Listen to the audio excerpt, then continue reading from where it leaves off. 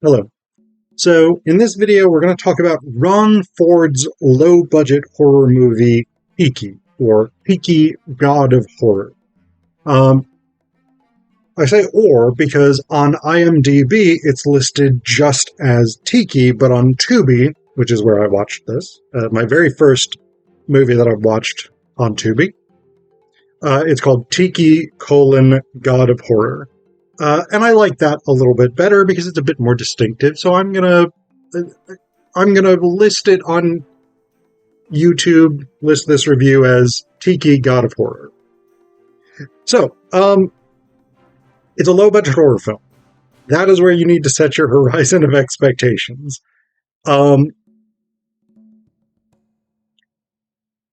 We have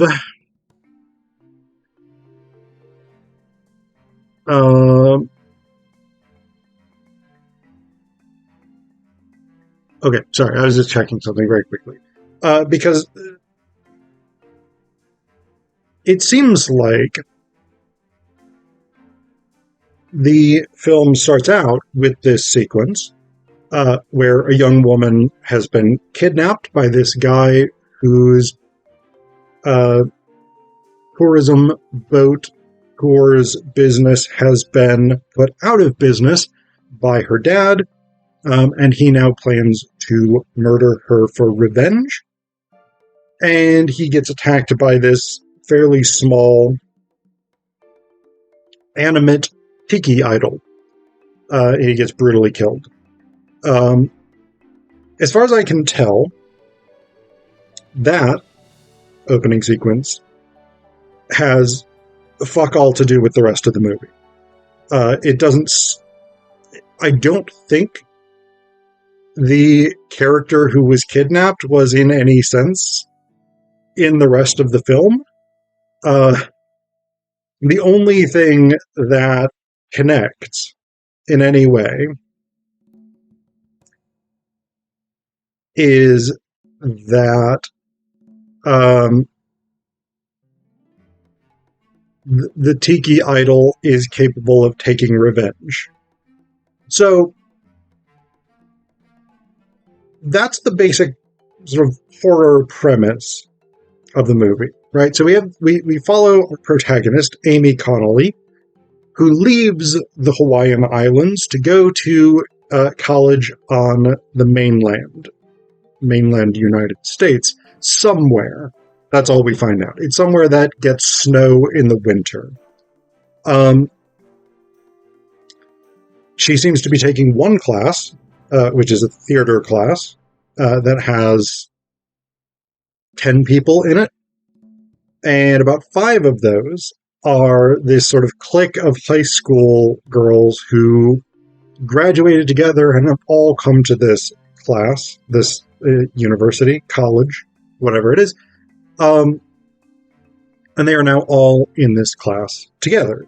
And so they are Julie, Brandy, Holly, Margaret, Vonnie, and Ashley, I think.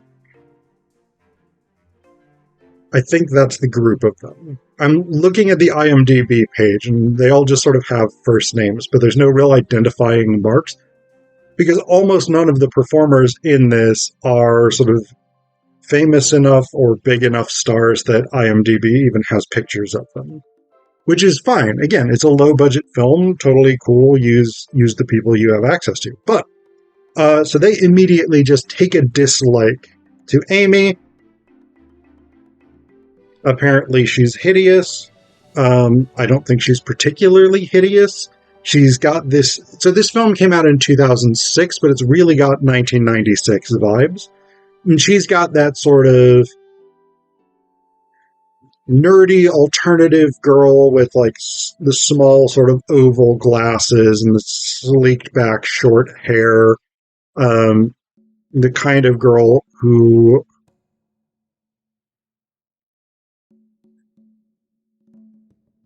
you feel like she would be very into drawing and maybe be listening to, I don't know, bands like Cake and Presidents of the United States of America. So she's got that kind of vibe. I mean, she's not sort of necessarily beautiful by classical Western standards, but she's fine. She's not the kind of person that she would walk into a room and you would immediately be like, oh, what a hideous person. And then they find out that she's from Hawaii, and they're like, wow, what a loser. Which is exactly the opposite reaction that most normal people in the US have when you find out that someone is from Hawaii. Hawaii is one of those states that being from it tends to make you cooler, not less cool. So they have this class. It is taught by a guy named Mark Bernardi, and they are not allowed to call him Mr. Bernardi. And okay, I get it on some level, right? I tell my students that they can call me Phillip, but I also tell them if they are uncomfortable with that, they don't have to. Whatever it is. This guy is very much like, you cannot call me Mr. Bernardi. And he brings that same stupid-ass energy when he's later interviewed by the cops. He's like, please, call me Mark. And like, they aren't like, but I'm like, dude, they're fucking looking into you because there was a student in lingerie found having a seizure on your lawn. Don't fucking bring the Mr. Bernardi's my father energy to that fucking interview, guy. But anyway, I'll get to that and why that occurred. So, Mark seems to be kind of a dick to the mean girls, which, I mean, on some level, fair play to him. On the other level, those are your students. Don't do that. And when one random fucking guy is like openly mocking Julie in this class, Mark's like, hey, well done, guy. Bring that energy to the audition, sweet cheeks. And he fucking calls a male student, not that that makes much difference in reality, but he calls a student sweet cheeks in front of this entire class. And everybody's just like, yeah, that's a normal thing that happens in university. No, it isn't. I'm going to spend a bit of time on Mark because as a university instructor myself, this is one of the weirdest bits of this movie. The way that college is depicted here really makes me think that Ron Ford has no fucking clue what it's like to actually be in college.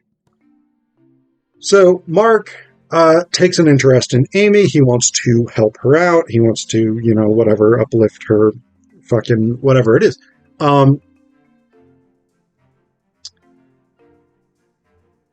And one of the ways in which he does this is by casting her as the lead in the fall production. He casts her as Eliza Doolittle in George Bernard Shaw's Pygmalion. One of the premises of Pygmalion, right, is the transformation. It's a sort of ugly duckling story, right? The transformation of this sort of, I haven't read Pygmalion in a long time, but it's basically this sort of down on her luck, street girl, whatever it is, very poor, Victorian era, Oliver Twist type bullshit. And this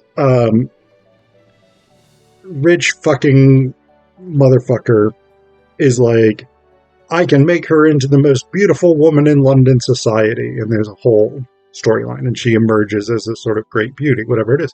I think is the gist of it. So Mark has his assistant, who actually, I think that's Ashley, if I'm not mistaken, but I'm not 100% sure. So Ash, he has the assistant, whose role in this whole space is not clearly defined. Like, apparently she's the assistant, and she's going to be stage managing the production. It's not clear whether she's a TA, which would be fine if that's what it is, but this is a class of like then 9 people. You don't really need a TA for that. It's not clear if she's another faculty member, and that would be extremely unusual to have 2 faculty members teaching one class of 9 people, particularly in the arts. So it's not really clear. She doesn't seem to be a student as such, because they do draw a distinction between her and students, in part because Mark is actually having a romantic relationship with her. But so Mark basically sort of takes Amy backstage, and he's like, "Let's go look at some dresses for putting you in for Eliza Doolittle." And then he sends her back into the dressing room. Okay, cool, fine. He then makes out with his assistant. I'm just going to call her Ashley because I think her name is Ashley, but I'm not 100%. I may have gotten that wrong. So he makes out with Ashley, which is not really appropriate, while you're supposed to be teaching a class, because he has taken all of this time off from actually teaching. He's basically been like, "Hey, everybody, just sit at your desks, or sit in your seats. I've got some stuff to do that's more important than actually teaching this class, which is my job." So he goes back, he makes out with Ashley for a little bit, then he's like, "I'm going to go check on Amy." Amy, meanwhile, is in the midst of changing. She's topless. He walks into the dressing room because Amy is developing a crush on him.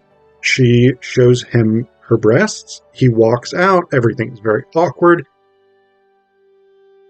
And also, during this whole sort of exchange, actually the exchange with him making out with Ashley, he's also like, I forget what the exact quote is, but it's something along the lines of, "Go work your magic, slut her up. I want her hot as hell. There must be a face in there somewhere." That, I know this was 2006, this was pre-Me Too, etc., etc. That is problematic. Don't ever, ever, ever talk about a student in that way. Just full stop. Put a period at the end of that sentence. Do not do it. Hashtag woke. So Mark is an incredibly problematic figure. But this group of mean girls and their stupid boyfriends, two stupid boyfriends, send Amy a fake note, purportedly from Mark, basically and it starts with the phrase "you rock," which seems like it should have been a tip-off, because that's not a thing that an adult writes in a note. But Amy is not tipped off by that. So she follows the instructions of this note and goes to Mark's house. Just goes into his house, because apparently he leaves his door unlocked, which is a bad life plan as well. So she goes in, she takes off her trench coat, she's in lingerie. Mark and Ashley are in bed. Mark is like, "What the hell are you doing here? Get out of my house." So she flees, does not pick back up her trench coat, which is the first thing I would have done. She goes outside. All the mean girls and their two boyfriends are out there laughing at her, and they're like, "Ha, you're a loser. You fell for our prank." Amy then begins to have a seizure, and they're like, "Ha, she's twitching on the ground. What a loser." And it's only later, when they're driving away after Mark comes out, that one of them is like, "That seemed like she was having a seizure, and maybe we should have done something about that." And the others are like, "Shut up, idiot." So, there's that element of it. Mark goes out, he calls the ambulance. The ambulance comes and gets her. Apparently Amy has this disease where she is vulnerable to seizures and possibly a stroke if she experiences a shock. So her aunt Malaya comes from Hawaii to take care of her, but also, and perhaps more importantly, to be like, "Hey Amy, I know you're in a coma, but take psychic control of this wooden Tiki doll and go send it to take revenge on the people who have wronged you." Which works. So Amy, even though she's in a coma, is moving around, which my understanding of comas is that does not happen. She does this sort of, "Oh, I'm thrashing in my sleep. Oh, I'm having a nightmare" kind of thing. I don't think that's what coma patients do. But, that's fine. Whatever it is. If it was literally just Amy just lying there completely emotionless, and then the Tiki just starts doing stuff. It'd be a lot less dramatic. So fine, there's that. Basically, this small Tiki idol goes out and just starts fucking murking people. Just fucking kills them all. Starts with Connor, who's one of the boyfriends. He sort of gets chased around this barn. He's trying to kill the Tiki idol with an axe, and he axes himself in the foot because he's an idiot who's not taking safety precautions. Then he falls backwards onto a pitchfork. That's our first death. Cool, good stuff, standard sort of. I mean, it's not really standard like slasher stuff because that one is mostly self-imposed. But yeah, so you're getting these sort of murders, and they're each with the Mean Girls. They are tailored to those particular girls, right? So one of them is just really obsessed with perfume, and they're all like, "You stink! Put away your perfume. Wear less perfume." Throughout the thing, and so Tiki Idol like slashes her Achilles tendon. She like falls back, so she's on the toilet or whatever it is in her bathroom. And the Tiki Idol like grabs her perfume plastic jug and just like jams it into her mouth and just jumps up and down on it, forcing it into her throat. One of the girls is obsessed with shoes, so the Tiki Idol like sets up a high heel so that it's this. It's not even a stiletto, which would be the right thing to do. It's like a sort of one of those like wider heel, high heel shoes. I don't know what they're called, but then it like bashes her in the head a few times. She falls over, back of her head is impaled on this shoe. Julie is obsessed with brushing her hair. She does it continually. And so when she's the last one living out of this group, she eventually gets tied up with a garden hose, and the Tiki Idol is just like shearing strips off her scalp. And that's a very bizarre one to me. This is a little bit rambly in this bit because I'm sort of just vocalizing my thoughts about this movie as they come to me. But I will sort of wrap things up and make a little bit more sense of it. Julie, as she is just getting strips peeled off her scalp, is just sitting there. She's not screaming, either in fear or in pain. She's literally just, like, her eyes are very much saying, this is an unpleasant thing that's happening to me. But that is the extent of her response to this situation. So that's very odd. She then later, she survives this because Mark shows up, grabs the Tiki Idol, lights it on fire, calls the paramedics. The police determine that it was self-inflicted, that she literally just like peeled portions of her scalp off and then tied herself up with a garden hose. Mostly because the two cops, who are not especially competent, don't want to deal with it. Julie then goes to a mental institution, which is where all of the, like, this is all told through flashbacks. Julie is narrating this to these two doctors, Dr. Widesworth, who is her actual therapist, and Dr. Sherry Goodwin, who is supposed to be this sort of expert in self-harm, and yet she seems incredibly unsympathetic or uneven sort of willing to give real consideration to Julie's story. So Julie is narrating this whole thing, and Julie is still concerned that the Tiki Idol is going to come and get her, and the movie actually ends with Dr. Goodwin walking into her room on her way out. She's leaving for the day. She walks into Julie's room and finds the Tiki Idol there, having basically stripped the flesh off of her so that she's just a gooey skull with eyes. Once again, Julie did not really scream during this. She's just like, whatevs. This is how it's going. this is my life now. So, overall, it is a very crappy, low-budget horror movie, which is cool in itself. Again, I don't say that necessarily as a criticism. I enjoyed it a lot. I think it's a very problematic engagement with indigenous Hawaiian cultures. I don't know that it's sort of problematic enough to necessarily really be offensive, but I'm not that knowledgeable about Native Hawaiian culture, so it may be much more offensive than I'm taking it to be. It's not good, especially Aunt Malaya, who seems very much to be like a sort of obsessively shamanistic.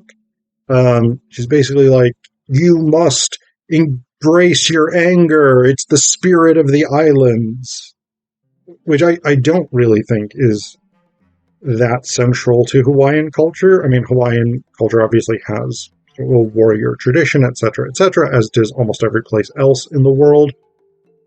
But I don't think that Hawaiian culture is really centered around like anger and revenge and using black magic or some shit. I don't think that's really central. So there's problematic depictions of that.